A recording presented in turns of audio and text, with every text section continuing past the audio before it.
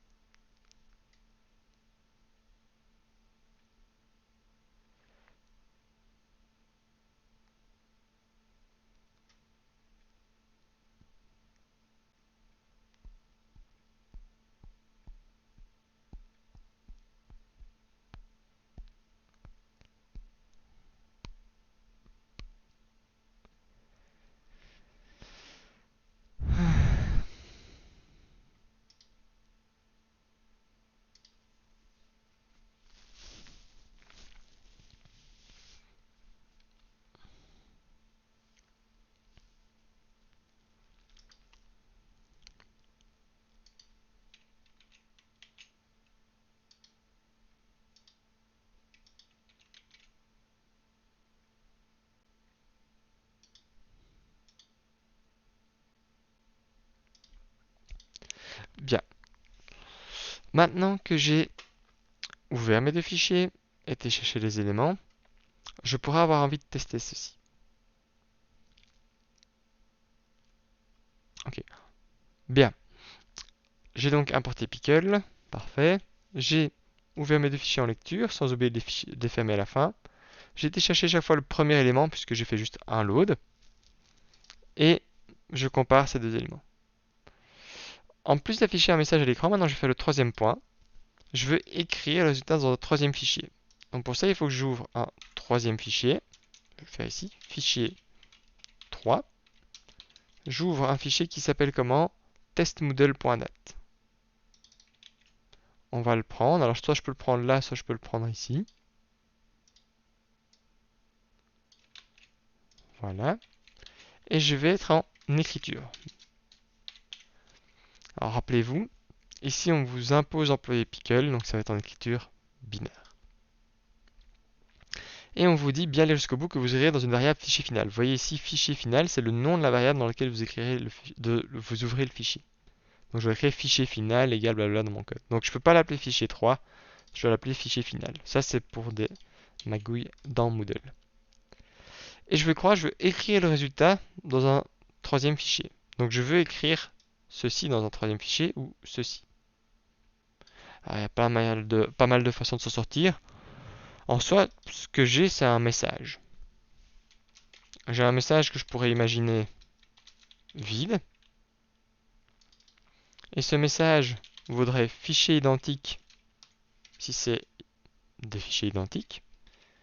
Et ce serait fichier hop différent, c'est le cas. Alors là, j'ai retiré mon print, je vais donc le rajouter. Cette fois-ci, je vais afficher message. Et je vais aller écrire, hop, ici, je vais aller écrire dans mon fichier final. Comment est-ce qu'on écrit avec Pickle?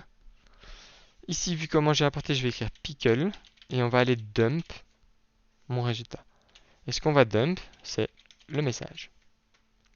Alors j'aurais pu écrire avec un write, mais là j'aurais pas employé Pickle. Et donc j'aurais dû juste faire fichier final .write.